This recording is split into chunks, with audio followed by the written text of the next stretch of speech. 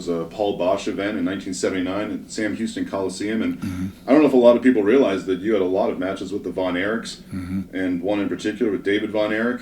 Yeah, they were all super. David Von Erich, the one that passed away in Japan, he to me, he was the best worker of all.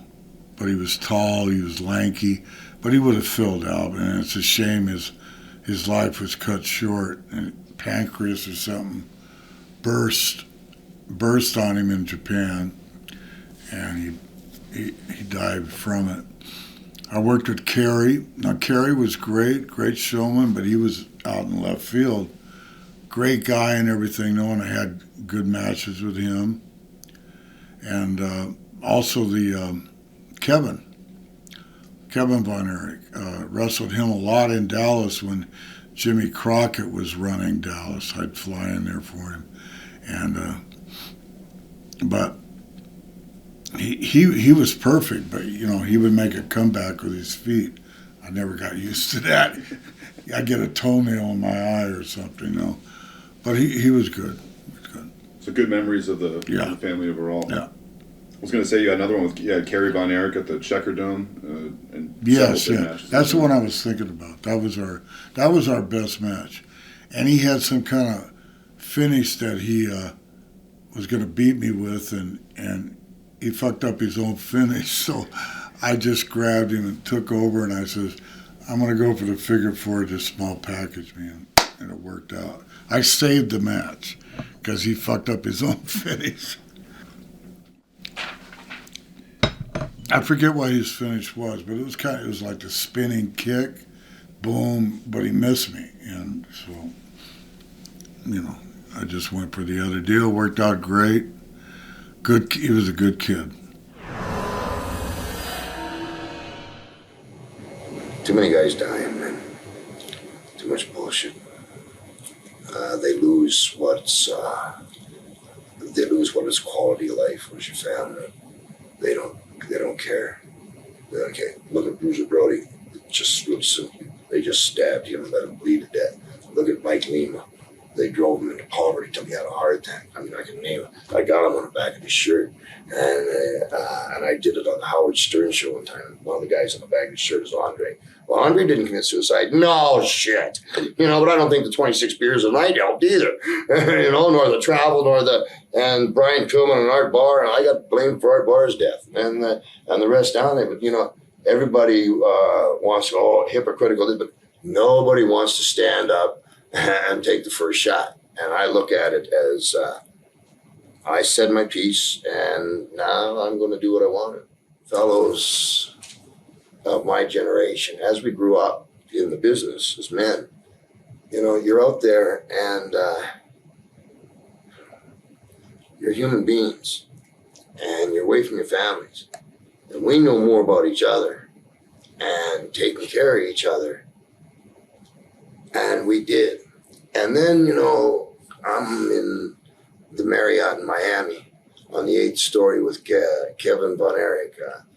He used to like to room with me. For some reason, it didn't bother him to take off his prosthetic. He was a great guy. And one time, we had given the door so room service could get in without getting off the bed.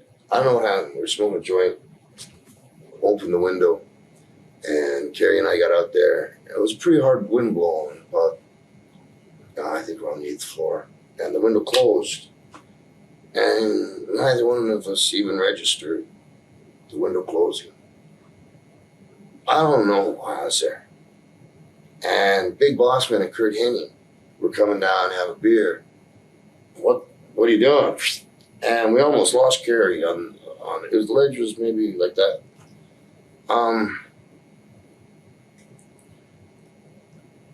There's been guys, Kurt Hennig is a fraternity. We're a bunch of guys that our job is so unique. Hogan will call me every once in a while. He said, "What are you doing?" He says, to me, I said, "I don't know, just came from the gym.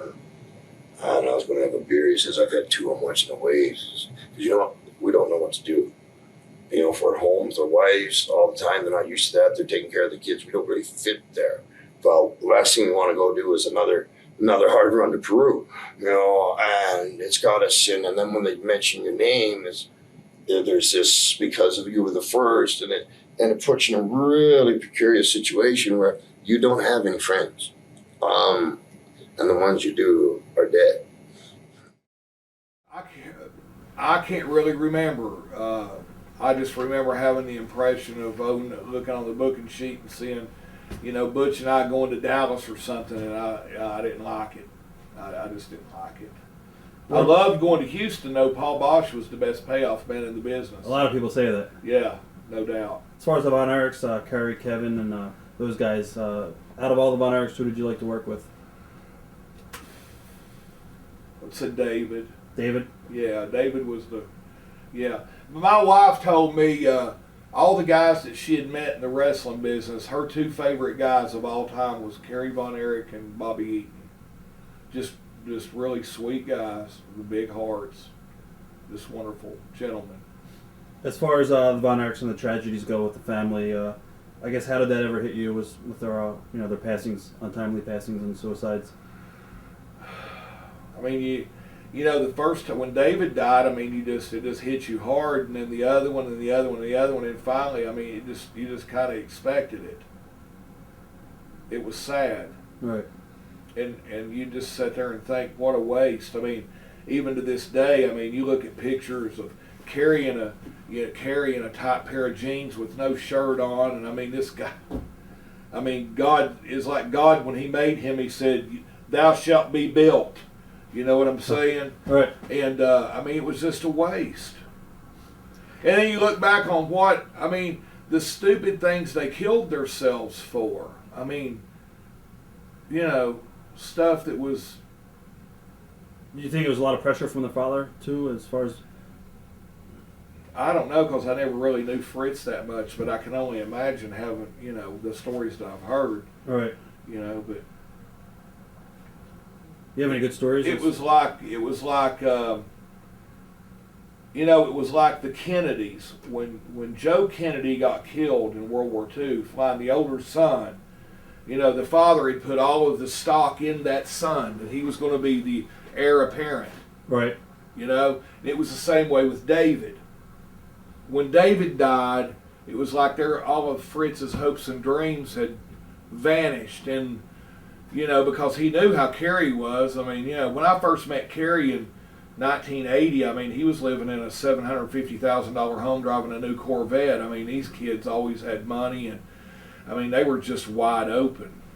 Did you see a lot of the partying antics in the Von Erich No, never did.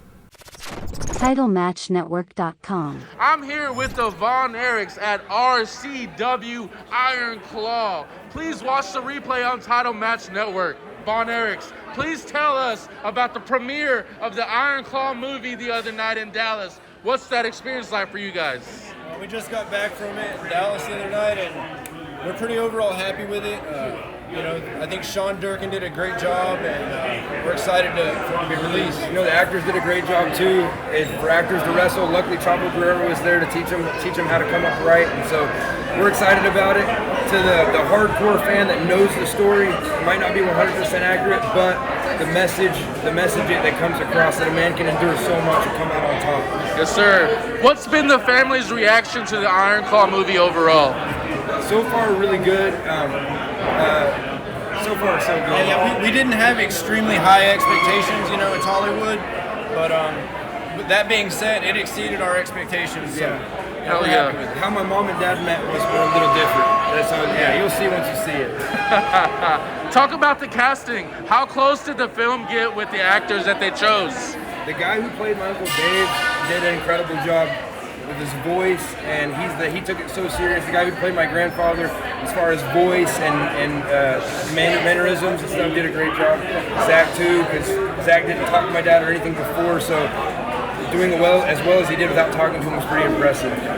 All right. Is there anything that you want the fans to know about your family that the movie didn't really portray?